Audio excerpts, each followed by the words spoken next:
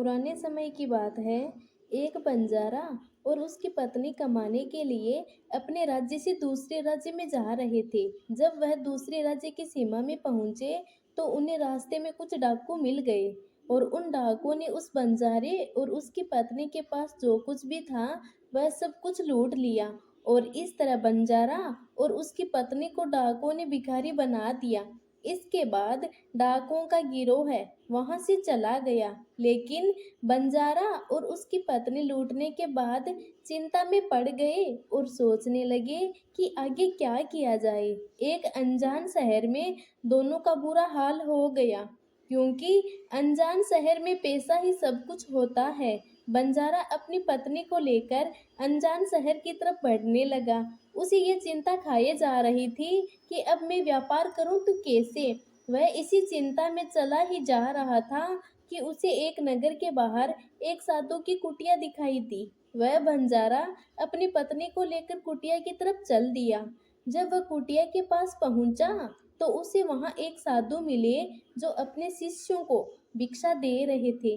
साधु को देखकर बंजारा सोचने लगा कि क्यों ना साधु को अपनी समस्या बताऊं, शायद ये मेरी समस्या का कुछ समाधान कर दे।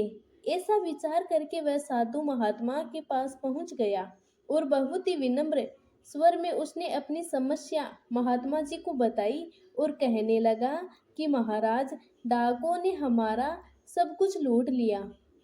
अब व्यापार करने के लिए हमारे पास कुछ भी नहीं बचा है। यदि आप किसी तरह मेरी पत्नी को किसी सेठ के पास गिरवी रखवाकर मुझे कुछ पैसे दिलवा दे तो आपकी बड़ी कृपा होगी। जब साधु ने बंजारे की बात सुनी तो साधु को उस बंजारे पर दया आ गई। साधु ने अपने परिचित सेठ के बारे में बताया और बंजारे को उस सेठ के पास भेज दिया। बंजारा अपनी पत्नी को लेकर उस सेठ के पास पहुंच गया और सेठ से हाथ जोड़कर कहने लगा कि सेठ जी, मुझे कुछ पैसों की आवश्यकता है। मेरे पास गिरवी रखने के लिए और तो कुछ नहीं है, बस मेरी पत्नी है। आप मेरी पत्नी को गिरवी रखकर मुझे कुछ पैसे दे दीजिए। मैं उन पैसों से व्यापार करके जल्दी ही आपकी रकम ब्याज सहित वापस कर दूंगा और अपनी पत्नी को आपसे छुड़ा लूंगा। तब तक मेरी पत्नी आपके दिए हुए पैसों में आपके पास गिरवी रहेगी। सेठ ने जब बंजारे की बात सुनी तो वह पैसे देने के लिए तैयार हो गया और सेठ ने पैसों के बदले में बंजारे की पत्नी को अपने पास गिरवी रख लिया। बंजारा सेठ के पास अपनी पत्नी को गिरवी रखकर और सेठ से कर्ज लेकर व्यापार करने के लिए चला गया। बंजारे ने उन रुपयों से प्याज का व्यापार शुरू कर दिया। वह सस्ते दामों में किसानों से प्याजों को खरीदता और दूसरे जरूरतमंद लोगों को महंगे दामों में बेच देता था।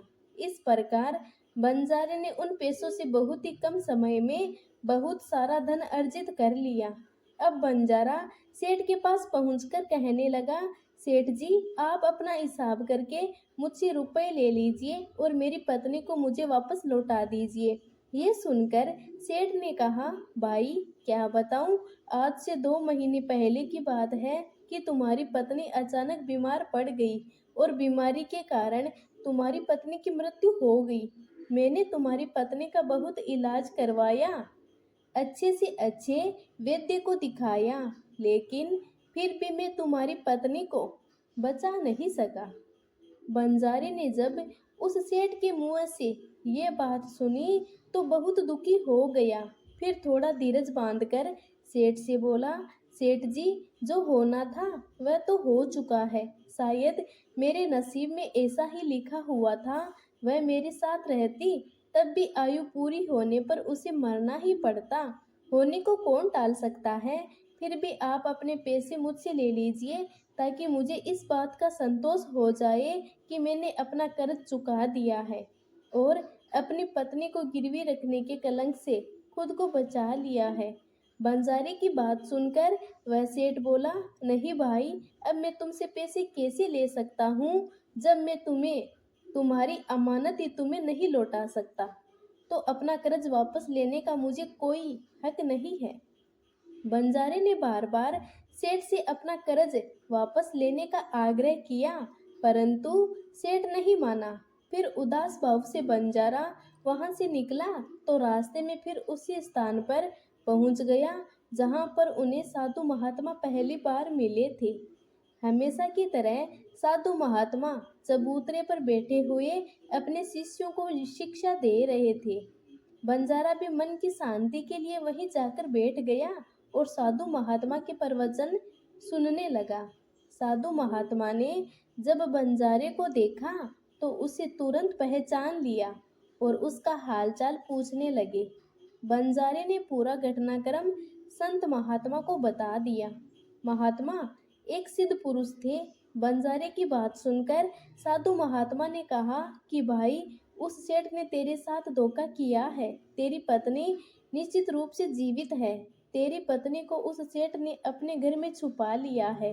अब ऐसा करो, तुम यहाँ के राजा के पास चले जाओ और राजा के दरबार में जाकर प्रार्थना करना कि राजा साहब, मेरी पत्नी को सेठ से दिलवा दो, क्योंकि इस नगर का राजा बहुत ही बुद्धिमान व्यक्ति है। वह निश्चित ही तुम्हारी पत्नी को उस सेठ पर जोर डालकर दिलवा देगा। अब दरबार में ही तुम्हारा फैसला होगा। साधु महात्मा की बात मानकर बंजारा राजा के दरबार में पहुंच गया और राजा के दरबार में पहुंचकर राजा से गुहार लगाने लगा कि महाराज, मेरी पत्नी को सेठ से मुझे दिलवा दीजिए।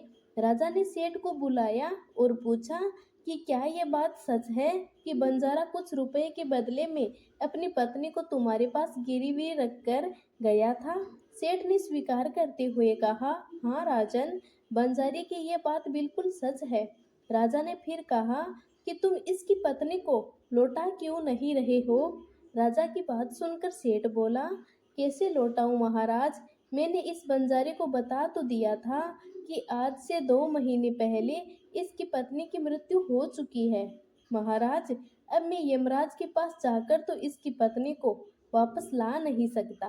राजा ने पूछा, कोई गवाह है तुम्हारे पास जो इस बात की पुष्टि कर दे कि इसकी पत्नी की मृत्यु हो गई है? सेठ बोला, हाँ महाराज, इस बात की पुष्टि वह वैद्य अच्छी तरह से कर देगा जिसने इस बंजारे की पत्नी का इलाज किया था, और वह 4 व्यक्ति भी इस बात की गवाही दे देंगे जो इसकी पत्नी को शमशान में जलाकर आए थे।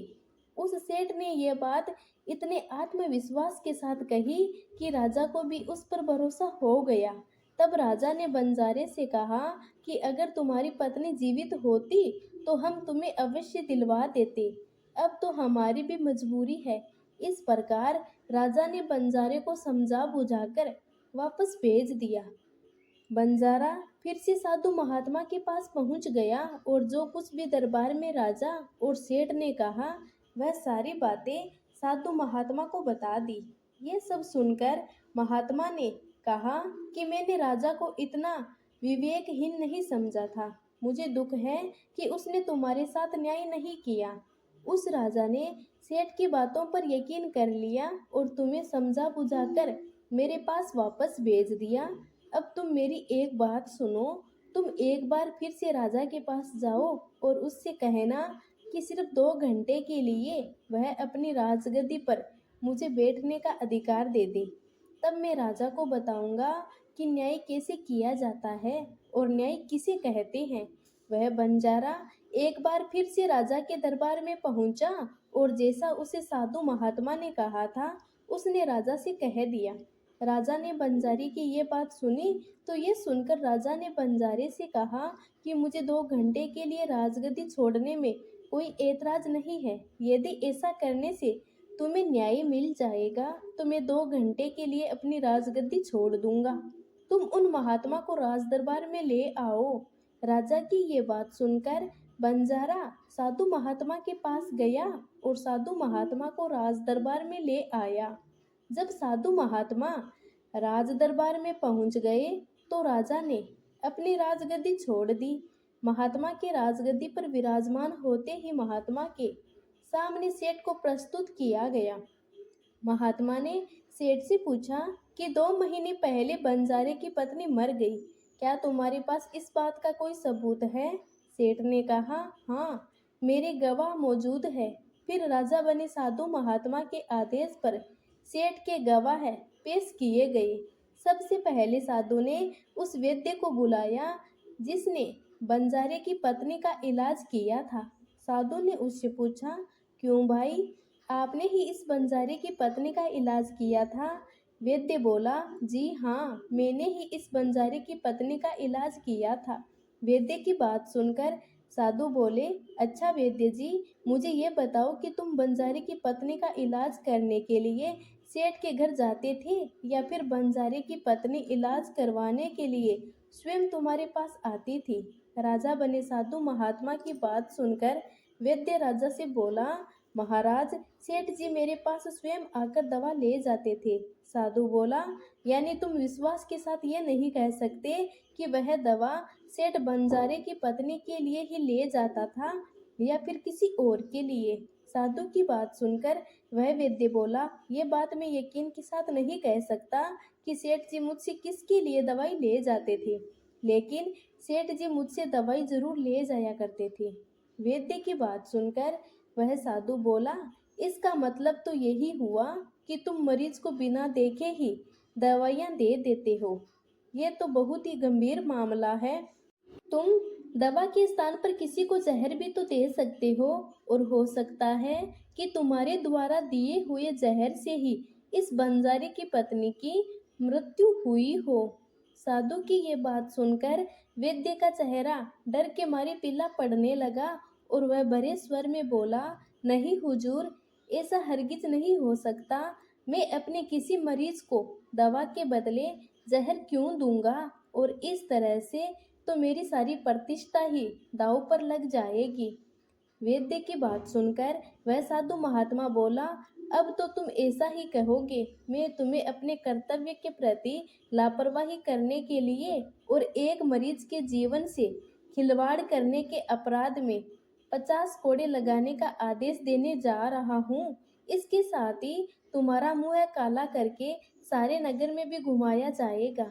अब तुम ही सोच लो कि सच बोलोगे या फिर मैं सैनिकों को तुम्हें गिरफ्तार करने का आदेश दूं।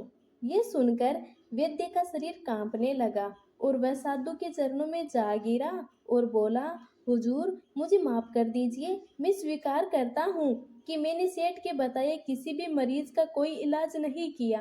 सेठ ने तो मुझे 1000 रुपए दिए थे और कहा था कि यदि गवाही की आवश्यकता पड़े तो ऐसा कहकर उसके पक्ष में गवाही दे दूं। बस मेरा इतना ही अपराध है कि मैंने लालच में आकर इस सेठ का प्रस्ताव स्वीकार कर लिया। राजा बने साधु महात्मा ने कहा कि कुछ भी हो, आपने अपराध तो किया ही है, इसीलिए मैं तुम्हें झूठी गवाही के इल्जाम में 10 घोड़े लगाने का आदेश देता हूँ। साधु महात्मा के आदेश का राजा के सैनिकों ने तुरंत ही पालन किया और सैनिकों ने तत्काल ही वैद्य को पकड़ लिया और भरे दरबार में उसे कोड़े लगाने लगे। पहला कोड़ा लगते ही वह जोर से चिल्ला पड़ा और कहने लगा, महाराज, मुझ पर रहम कीजिए, मैं मर जाऊंगा। हर कोड़े के साथ उसके गले से करुणामयी आवाज निकल रही थी। वैद्य के साथ ऐसा होते हुए देखकर सेठ के गवाह के तौर पर बुलाए गए उन चारों व्यक्तियों के कलेजे कांप गए जिन्होंने बंजारे की पत्नी को शमशान ले जाकर जलाने की बात कही थी। अब बारी उन चारों गवाहों की आई। साधु महात्मा ने उनसे पूछा कि तुम लोगों का कहना है कि तुम चारों ने इस बंजारे की पत्नी का शव ले जाकर शमशान में उसे जलाकर आए थे। मुझे ये बताओ कि अंतिम संस्कार से पहले जब मृत शरीर को स्नान कराया जाता है, फिर उसे कफन में लपेटकर धरती पर रखा जाता है, स्नान के दौरान क्या तुमने उस स्त्री का मृत शरीर देखा था? ये सुनकर उस सेठ के चारों गवाह कहने लगे, नहीं हुजूर, उसका मृत शरीर तो हमने देखा ही नहीं था। जब सेठ जी ने अर्थी तैयार कर ली थी, उसके बाद ही हम उसे शमशान में ले गए और उसे जला आए थे। उन चारों गवाहों की बात सुनकर वह साधु महात्मा बोले कि तुमने ये जानना भी उचित नहीं समझा कि उस अर्थी में कोई मृत शरीर मनुष्य लेटा है या कोई जीवित व्यक्ति? कहीं ऐसा तो नहीं किसी जहरीले पदार्थ से बेहोश कोई व्यक्ति उस अर्थी में लेटा हो और तुम उसे शमशान में ले जाकर जलाकर आ गए हो? ये तो एक बहुत ही गंभीर अपराध है। इसके लिए तुम लोगों को मृत्यु दंड की सजा भी दी जा सकती है। वह चारों गवाह वैद्य की पिटाई देखकर पहले से ही भयभीत थे।